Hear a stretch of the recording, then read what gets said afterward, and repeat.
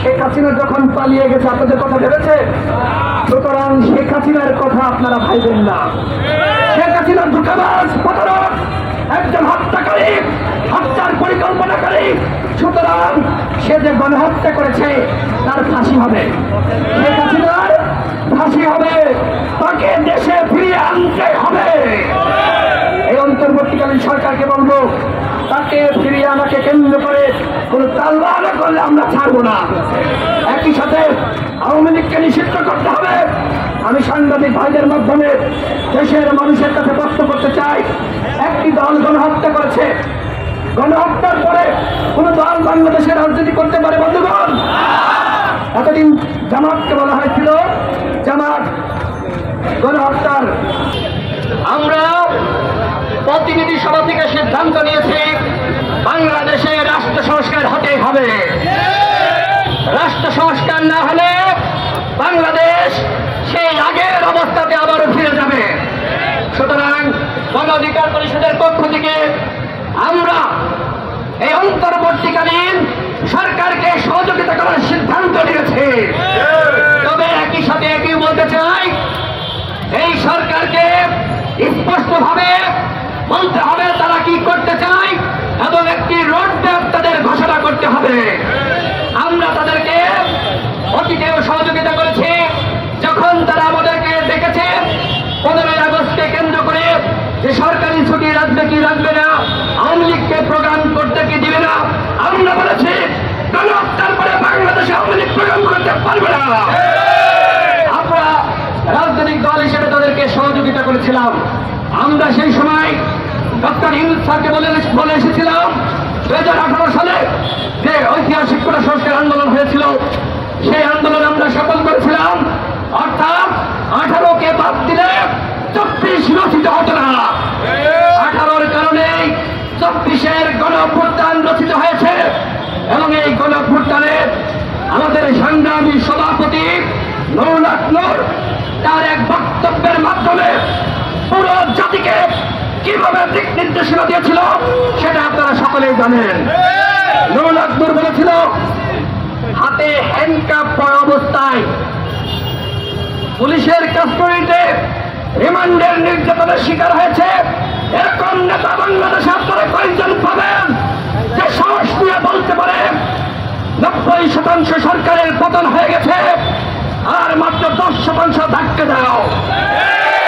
বাংলাদেশে এরকম সংগ্রামী সাহসী নেতা একজন আছে বন্ধুগণ? নুরুল হক নূর এই ঘোষণা দিয়েছিল।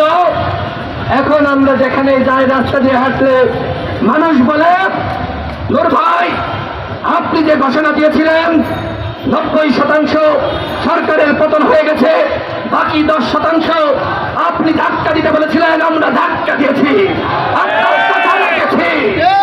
জনগণকে বলতে চাই, আমাদের 9 জন ভাই গণ অধিকার পরিষদের 9 জন ভাই শহীদ হয়েছে, অসংখ্য নেতৃবৃন্দ গুলিবিদ্ধ হয়েছে এবং বাংলাদেশে হাজারের বেশি ছাত্র তরুণকে, শ্রমিককে গণহত্যার শিকার হতে হয়েছে।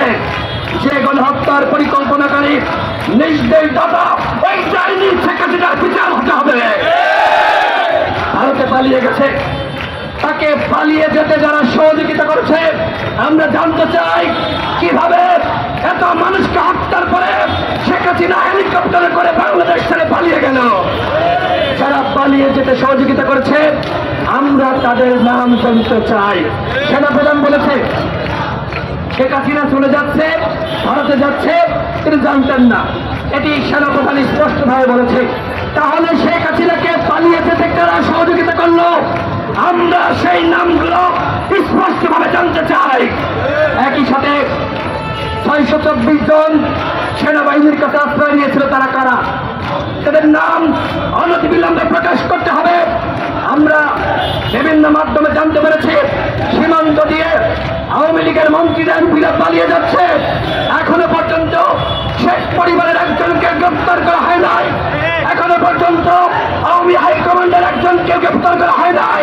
তারা কোথায় আছে আমরা জানতে চাই। কেন তাদেরকে গ্রেফতার করা হচ্ছে না? পুলিশ ফাংশন করছে না। পুলিশের মধ্যে যারা অপরাধ করেছে, দুর্নীতি করেছে, তাদের প্রত্যেকের বিচার নিশ্চিত করা হবে। কাউকে বিন্দু পরিমাণ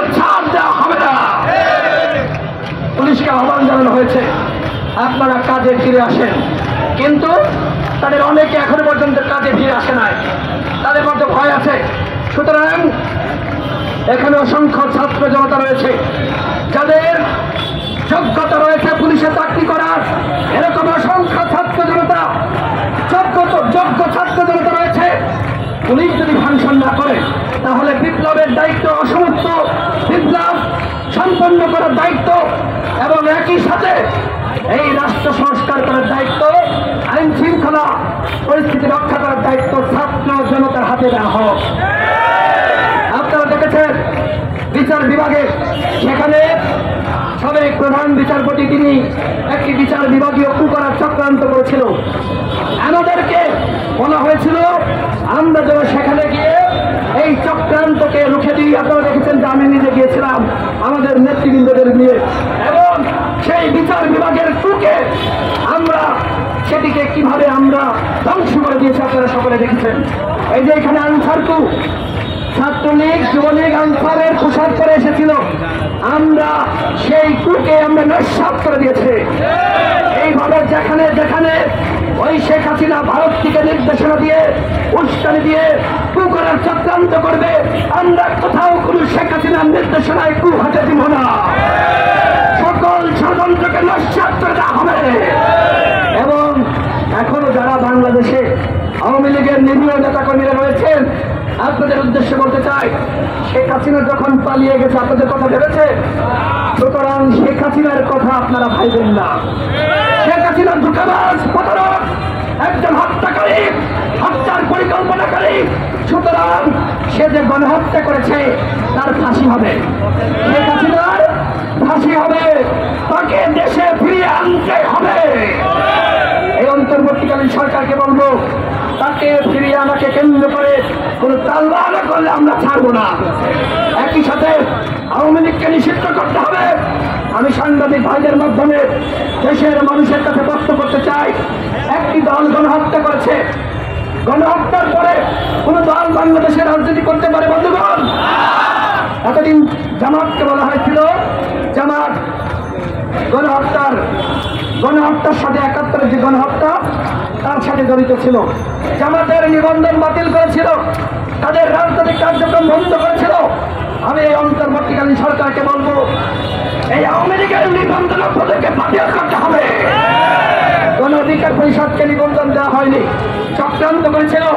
স্পষ্টভাবে বলতে চাই, আমাদের সভাপতি নুরুল হক নূর নির্বাচন কমিশনে গিয়ে বলে এসেছে আগামী 7 দিনের মধ্যে গণ অধিকার পরিষদকে নিবন্ধন দিতে হবে। গণ অধিকার পরিষদকে যদি নিবন্ধন না দেওয়া হয় তাহলে নির্বাচন কমিশন ঘেরাও করা হবে। আমরা আজকে প্রতিনিধি সভা করেছি এবং সেখান থেকে আমাদের নেতৃবৃন্দরা জানতে চেয়েছে যে গণ অধিকার পরিষদকে কেন নিবন্ধন দেওয়া হচ্ছে না। আমরা বলেছি এই যে অন্তর্বর্তীকালীন সরকার, সেই সরকারের দায়িত্ব একটি অবাধ সুষ্ঠু নিরপেক্ষ নির্বাচনের আয়োজন করা। বাংলাদেশে সাংগঠনিক ক্ষমতা সম্পন্ন যে দলগুলো রয়েছে এখনো পর্যন্ত যারা নিবন্ধন পায়নি তাদের ভিতরে গণ অধিকার পরিষদ 1 নম্বরে রয়েছে। সুতরাং আমাদেরকে নিবন্ধন না দিয়ে বাংলাদেশে কোনো নির্বাচন হতে পারে না, হতে দেওয়া হবে না। 5 লাখ নাগরিকের সাথে নিয়ে নির্বাচন কমিশন ঘেরাও করা হবে। গণ অধিকার পরিষদকে নিবন্ধন না দিলে কোনো ছাড় দেওয়া হবে না। সংগ্রামী সাথী বন্ধুগণ, আমি আমার বক্তব্য বাড়াবো না। আমরা এই অন্তর্বর্তীকালীন সরকারের উদ্দেশ্যে বলতে চাই, দেশে এখনো পর্যন্ত যে বিপ্লব, সেই বিপ্লব সম্পন্ন হয়নি, অসমাপ্ত বিপ্লব। এই অসমাপ্ত বিপ্লব সম্পন্ন করার জন্য রাজনৈতিক দলগুলোর সহযোগিতা আপনাদেরকে নিতে হবে, আমাদের মতামত নিতে হবে। ডক্টর ইউনূস সাহেবকে ধন্যবাদ জানাতে চাই। আগামী শনিবার তিনি আবারও সকল রাজনৈতিক দলকে নিয়ে তিনি সংলাপে বসবেন। আমরা তাদেরকে সহযোগিতা করব। বাংলাদেশের রাষ্ট্র সংস্কার হতে হবে, রাষ্ট্র সংস্কারের বিকল্প নাই।